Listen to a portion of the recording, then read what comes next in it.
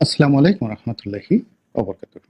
সম্মানিত দর্শক, দেশে সেনাবাহিনীর শাসন নিয়ে ব্যাপক আলোচনা হচ্ছে সামাজিক মাধ্যমে, চায়ের আড্ডাতে, ঘরে এবং বাইরে, পক্ষে এবং বিপক্ষে। যারা এই মুহূর্তে ক্ষমতায় আছেন, অন্তর্বর্তীকালীন সরকার, তাদের পেছনে সেনাবাহিনীর গুরুত্বপূর্ণ সমর্থন রয়েছে। যদি এই সমর্থন যে কোনো মুহূর্তে উঠে যায়, কিংবা সেনাবাহিনী যদি একবার মাত্র বলে যে আমরা এই সরকারের কোনো কর্মকাণ্ডের সঙ্গে জড়িত নই, দায়ী নই, এবং এই সরকারের সঙ্গে আমাদের কোনো সম্পৃক্ততা নেই, আমরা কেবলই মাত্র এই রাষ্ট্রের অন্য বাহিনীগুলোর মতো একটি অনুগত বাহিনী, সরকার যা বলবে আমরা আমাদের বিধি বিধানের মতো বা আমাদের বিধি বিধানের মধ্যে থেকে যেটা করা সম্ভব সেটি করব, আর যেটি আমাদের কর্তব্যের মধ্যে পড়ে না, ধর্তব্যের মধ্যে পড়ে না, আমরা সেটা আগ বাড়িয়ে কখনই করতে যাব না।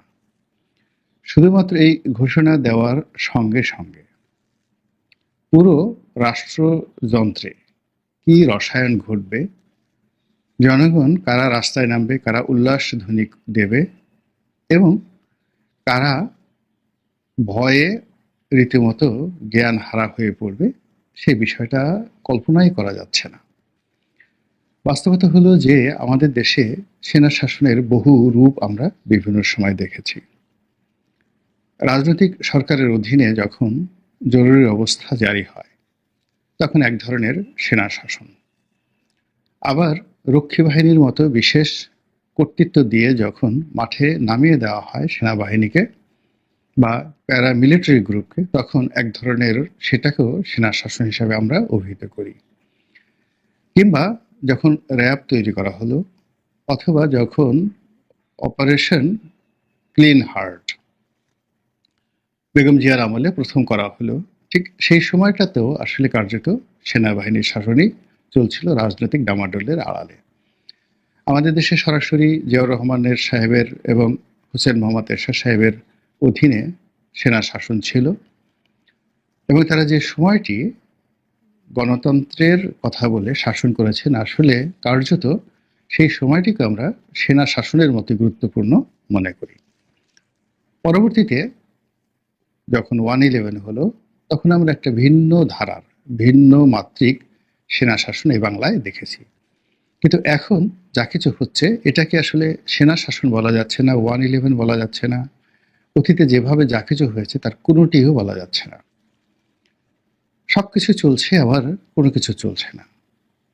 সেনাবাহিনী ম্যাজিস্ট্রেসি পাওয়ার নিয়ে মাঠে আছে, এর চাইতে আর সেনাবাহিনীর ক্ষমতা থাকতে পারে না। কিন্তু সেই ম্যাজিস্ট্রেসি পাওয়ার থাকা সত্ত্বেও তাদের সামনে মব হচ্ছে, ক্ষেত্রে বিশেষে তারা অসহায় বোধ করছে, অনেক ক্ষেত্রে তারা বিব্রত হচ্ছে, তাদেরকে দেখলে ভুয়া ভুয়া ভুয়া বলে তিরস্কার করা হচ্ছে, এবং তারা গায়ে হাত তুলছে, তবে নিরীহ জনগণের উপর। সত্যিকার অর্থে যারা মব সৃষ্টি করছে, সেখানে গিয়ে সেনাবাহিনী এখন পর্যন্ত কোনো কার্যকর ভূমিকা পালন করেছে এটি আসলে আমরা দেখিনি। আর যেভাবে আসলে রাতে অপারেশন ডেভিল হান্টের নামে যা কিছু করা হচ্ছে, এর একটিও এখন পর্যন্ত প্রশংসনীয় নয়।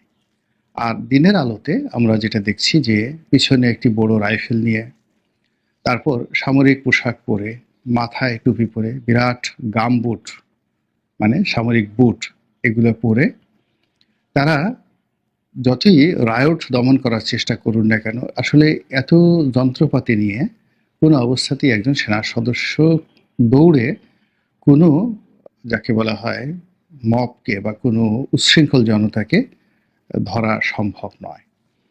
এমনকি তাদের যে ট্রেনিং, সেটি কেবলমাত্র গুলি করার জন্য। আপনি নিজে চিন্তা করুন যে আপনার ঘাড়ের উপর একটা বন্দুক রয়েছে, যেটির ওজন কম করে হলেও 20 থেকে 25 কেজি, একেবারে ন্যূনতম হলেও 10-12 কেজি তো হবেই। পায়ের একটা জুতো রয়েছে, দুটো জুতোর ওজন মিনিমাম 5 কেজি হবে, এর কম হবে না। যে পোশাক রয়েছে, এটা ঢিলা ঢালা পোশাক নয়, এটি পরে দৌড়ানো যায় না, ওভাবে আপনি দৌড়াতে পারবেন না।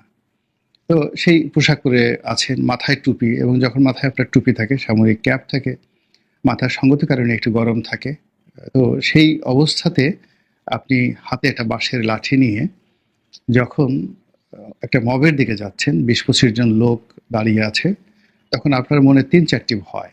প্রথম ভয় হলো যে আপনাকে ঘেরাও করে আপনার পেছন থেকে যদি আপনার বন্দুকটি নিয়ে নেয়, তাহলে তো আপনার চাকরিটাই চলে যাবে, জীবনটাও চলে যেতে পারে। অথবা আপনি কতদূর পর্যন্ত দৌড়াতে পারবেন। তো এই বিষয়গুলো আসলে পুলিশ যতটা ট্রেন আপ এই সোশ্যাল রায়ট দমন করার জন্য, সেনাবাহিনী কিন্তু ততটা ট্রেন আপ নয়। ২ নম্বর হলো যে বাংলাদেশে একটি অদ্ভুত পরিবেশ এবং পরিস্থিতি তৈরি হয়েছে দেশি এবং বিদেশি চক্রান্তের কারণে।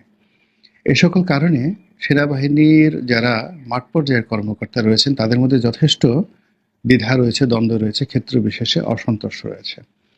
আবার এটি তাদের যে কেন্দ্রীয় কমান্ড, সেই কেন্দ্রীয় কমান্ডে এসেও বর্তমান যে চলমান পরিস্থিতি, সেই পরিস্থিতির যখন বিচার হয়, বিশ্লেষণ হয়, সেখানে পক্ষ থেকে বিপক্ষ থেকে নানা রকম জটিল পরিস্থিতি ক্যান্টনমেন্টের মধ্যে তৈরি হবে, এটাই স্বাভাবিক। তো এরই মধ্যে সামাজিক মাধ্যম, দেশি বিদেশি যারা লোকজন রয়েছেন, যারা মূলত ডক্টর মোহাম্মদ ইউনূসের এই শাসনটিকে পছন্দ করছেন না, কিংবা যারা এই মুহূর্তে জামায়াত ইসলামের শাসনটিকেও তারা চাচ্ছেন না, কিংবা এমনকি যারা বিএনপির যে শাসন সেটাও চাচ্ছেন না, যারা মূলত একটি ব্রিদিং টাইম চাচ্ছেন, সুন্দর একটি ব্রিদিং টাইম চাচ্ছেন, তাদের জন্য এই মুহূর্তে সেনা শাসন সবচেয়ে জরুরি। সারা বাংলাদেশ যদি একেবারে গঙ্গা জলে বা পদ্মা নদীতে ডুবে যায়, তবুও তাদের কিছু আসে যায় না। তারা এই মুহূর্তে মূলত ওই বিষয়গুলো থেকে রক্ষা পেতে চাচ্ছে।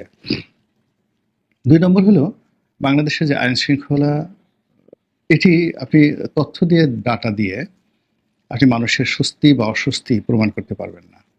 আপনি যদি বলেন যে আওয়ামী লীগ জমানাতে প্রতি মাসে কয়টি খুন হতো, ধর্ষণ হতো, আর এখন কয়টি হচ্ছে, কিংবা আওয়ামী লীগ জমানাতে আলু, পটল, পেঁয়াজের দাম কত ছিল, এখন আলু, পটল, পেঁয়াজের দাম কত, দাম তো কমে গেছে অনেক জিনিসের। এই বিষয়গুলো নিয়ে যদি বিতর্ক করতে যান, এটা একটা কি বলবো, নির্বুদ্ধিতার আপনি পরিচয় দিবেন। মূল ব্যাপার হলো যে পেঁয়াজের দাম যদি ২০০ টাকা কেজি হয়, ৭০০ টাকা কেজি হয়, এটা কোনো সমস্যা নয় যদি মানুষের ক্রয় ক্ষমতা থাকে। আর পেঁয়াজের কেজি যদি ৩০ টাকা হয়, তাহলে মাঠ পর্যায়ে পেঁয়াজের কেজি ১০ টাকা। এটি একটা অর্থনীতির জন্য অশনির সংকেত। এবং এই ৩০ টাকার পেঁয়াজ কেনার মানুষও যদি না থাকে এবং সে এই অবস্থাতে বাজারে যদি পেঁয়াজ পচে যায়, এটি একটা ভয়াবহ খেলা। দ্বিতীয়ত, বাংলাদেশে পেঁয়াজের যে উৎপাদন, এই উৎপাদন খরচ কোনো অবস্থাতেই ৬০ থেকে ৭০ টাকার কমে নয়, কোনো অবস্থাতেই কমে নয়। ফলে প্রান্তিক অবস্থায় যদি আপনি ১০ টাকা দিয়ে পেঁয়াজ কিনেন, তাহলে কৃষক সেখানে কত টাকা লস করলো, এবং তৃণমূলে এই যে লস হয়ে যাচ্ছে, এটি আপনি কিভাবে সামাল দেবেন? যারা অর্থনীতিবিদ রয়েছেন তারা প্রান্তিক এই হিসাবটি খুব ভালো করে জানেন। ফলে কিছু দ্রব্য সামগ্রী রয়েছে যেগুলোর মূল্য যদি বৃদ্ধি পায়, যেটা স্থানীয় প্রোডাক্ট, সেটা খারাপ হয় না অনেক ক্ষেত্রে। কিন্তু আমদানিকৃত পণ্য যেগুলো বাংলাদেশে রয়েছে, সেগুলোর ভেজাল হচ্ছে, সেগুলোর দাম বৃদ্ধি পাচ্ছে, সেগুলো বাজারে অ্যাভেলেবল পাওয়া যাচ্ছে না। বিশেষ করে এই মুহূর্তে আপনি যদি সয়াবিন তেলের ঘটনা মনে করেন, এই সয়াবিন তেলের মধ্যেই সরকারের সফলতা কোন পর্যায়ে রয়েছে সেটা আপনি টের পাবেন। এইবার রোজার মাসকে কেন্দ্র করে আপনি যদি শপিং মলগুলোতে যান, তাহলে দেখতে পাবেন যে কেবলমাত্র একটা বিশেষ শ্রেণী যারা বিদেশে থাকে, বিদেশ থেকে টাকা পাঠাচ্ছে, কেবলমাত্র তারা এই সময়টিতে শপিং করতে পারছেন। কিন্তু যারা স্থানীয় ব্যবসা বাণিজ্যের সঙ্গে জড়িত, চাকরি বাকরির সাথে জড়িত এবং নির্দিষ্ট আয়ের সঙ্গে সামঞ্জস্য রেখে যাদের জীবন পরিচালনা করতে হয়, তাদের সকলেরই নাভিশ্বাস শুরু হয়ে গেছে। ফলে এই শ্রেণীটি যারা এই মুহূর্তে দুর্বিষহ একটি সময় কাটাচ্ছেন, তারা মনে করছেন যে বর্তমান শাসনের চাইতে সেনা শাসন তাদের জন্য গুরুত্বপূর্ণ। এর কারণ হলো তারা ডক্টর মোহাম্মদ ইউনূসকে দেখেছেন, ওনার পক্ষে কি করা সম্ভব, মোটামুটি বাংলাদেশের যে একটা তেলাপোকা, সেটাও বুঝে গেছে যে গত ৭ মাসে যে লোক এই কাজ আমাদের জন্য করেছেন, আগামী ৭ বছরে তিনি আমাদের জন্য কি কি করতে পারেন, এটি এই বাংলার টিকটিকি, তেলাপোকা থেকে শুরু করে পশু পাখি, গৃহ কর্মী থেকে শুরু করে আরো অনেকে, প্রান্তিক জনগণ, একেবারে খুব অল্প বুদ্ধির মানুষ যারা রয়েছেন, তারা সবাই এটা বুঝতে পেরেছেন। দ্বিতীয়ত, আওয়ামী লীগ যদি আবার ক্ষমতায় আসে, তাহলে তারা কি করবে? তারা কি ডক্টর মোহাম্মদ ইউনূস তার যারা লোকজন রয়েছেন তাদেরকে ধরে ধরে কোলাকুলি করবেন? তাদেরকে চুম্বন দেবেন? তারপরে এই বিপ্লবের সঙ্গে যারা জড়িত তাদেরকে খুব জামাই আদর করবেন? তারা কি বিএনপির সঙ্গে বন্ধুত্ব করবেন? এই যাকে বলে আমরা ভারত থেকে এলাম, আমরা ভারত থেকে বুঝতে পেরেছি যে আমাদের বিএনপি ছাড়া অন্য কোনো বন্ধু নেই। ফলে বিএনপি এই সময়টাতে আমাদের বিরুদ্ধে যে মামলা দিয়েছে, তারপরে গায়েবী মামলা দিয়েছে, কোর্ট কাছারিতে আমাদেরকে লাথি দিয়েছে, গুঁতো দিয়েছে, আমাদের উকিলদেরকে দাঁড়াতে দেয় না, চল দেয়, থাপ্পড় দেয়, কিল দেয়, ঘুষি দেয়, চাকরি বাকরি সব জায়গা থেকে আওয়ামী লীগের লোকজনদেরকে ঝেঁটিয়ে বিদায় করেছে। কাজেই আমরা সেই বিএনপিকে এখন চুমো দেব। জামাতকে তারা কি করবে? জামাতকে তারা মাথায় করে নাচবে। এরা আল্লাহর অলির দল, টাটকা অলির দল। এই দলের লোকজনকে যদি আমরা সম্মান না করি, আমাদের জাহান্নাম ছাড়ার কোনো গত্যন্তর নেই। কাজেই তাদেরকে সম্মান করবো। আওয়ামী লীগ এই কাজ করবে নাকি ভিন্ন কিছু করবে? তো জনগণ এই অশান্তি চাচ্ছে না। বিএনপি যদি এই মুহূর্তে ক্ষমতায় আসে, তাহলে এই মুহূর্তে যা কিছু হচ্ছে, তাদের যারা লোকজন যে কর্মকাণ্ডগুলো করছেন এগুলো বন্ধ হবে। তারপর শেষে যারা চাঁদা নিয়েছেন তারা চাঁদা ফেরত দিবেন, তারা সবাই জেলে যাবেন এবং বাংলাদেশ একটা যাকে বলা হয় জান্নাতের টুকরো হয়ে যাবে। এ কথা যারা বিশ্বাস করেন না তারা সেনাবাহিনীর শাসন চাচ্ছেন। সেনাবাহিনী যে খুব বেশি ভালো করবে বা ভালো করতে পারে এটির নজির রয়েছে বহু দেশে। আবার সেনাবাহিনী যে খুব খারাপ করে সেটারও খুব নজির রয়েছে বহু দেশে। কিন্তু মানুষের চিন্তার জগৎটা এখন এমন একটা পর্যায়ে পৌঁছে গিয়েছে যে একমাত্র সুসংবদ্ধ এই বাহিনীটি ছাড়া মানুষ কল্পনা করতে পারছে না, একটা বিশেষ শ্রেণী। অন্যদিকে যারা বুদ্ধিজীবী যারা লোকজন রয়েছেন, কথাবার্তা বলেন, বিশেষ করে আমাদের মতো যারা মাঝামাঝি পন্থা অবলম্বন করেন, তারা সেনাবাহিনীর শাসনকে সঙ্গত কারণেই পছন্দ করবেন না। কেন করবেন না? এখন যেভাবে মুখ ঝুলিয়ে গাল ঝুলিয়ে যাকে ইচ্ছে তাকে গালাগাল দেওয়া যাচ্ছে, সমালোচনা করা যাচ্ছে, পত্রিকায় কলাম লেখা যাচ্ছে, তারপরে কোথাও একটা টেলিফোন করে সিভিল অ্যাডমিনিস্ট্রেশনকে কথা বলা যাচ্ছে, কিন্তু সেনাবাহিনীর যারা লোকজন কমান্ডে থাকবেন তারা কারো টেলিফোন ধরবেনও না, কথাও বলবেন না। ইচ্ছা মতো তারা যদি দুর্নীতি করেন ও দুর্নীতি বন্ধ করার কোনো ক্ষমতা থাকবে না, তারা যদি ভালো কাজ করেন তাও বাধা দেওয়ার মতো কোনো ক্ষমতা থাকবে না। অর্থাৎ এক্সট্রিম একটা অবস্থার দিকে চলে যেতে হবে। এই যে এক্সট্রিম যে অবস্থা, এই অবস্থায় আমাদের এই সমাজের একটা বিশেষ পার্সেন্টেজ যারা সমাজে রয়েছেন লোক, তাদের অনেকের সর্বনাশ ঘটিয়ে ফেলবে। তো কাজেই এই সব মিলিয়ে নানা রকম গুজব, নানা রকম বিপত্তি, নানা রকম আপত্তি, নানা রকম আশা এবং আকাঙ্ক্ষা এই সেনাবাহিনীকে নিয়ে বাংলাদেশে ঘুরপাক খাচ্ছে, টেকনাফ থেকে তেঁতুলিয়া পর্যন্ত। এরই ধারাবাহিকতায় যে যেখানটা পাচ্ছেন, কেউ পক্ষে বলছেন, কেউ বিপক্ষে বলছেন। বিপক্ষে আসলে খুব কম বলা হচ্ছে, পক্ষে বলছেন। আর এই ঘটনাটি যেন ঘটে যে যার অবস্থান থেকে দোয়া পড়ছেন, দরুদ পড়ছেন, তসবিহ পাঠ করছেন, তাহলিল পাঠ করছেন। এখন সময়ই বলে দিবে যে আসলে দেশের পরিস্থিতি কোন দিকে যাবে এবং দেশের শাসন ক্ষমতা আসলে সত্যিকার অর্থে কার হাতে থাকবে। মহান আল্লাহ রাব্বুল আলামিন আমাদের সবাইকে হেদায়েত দান করুন এবং হেফাজত করুন। আসসালামু আলাইকুম ওয়া রাহমাতুল্লাহি ওয়া বারাকাতুহু।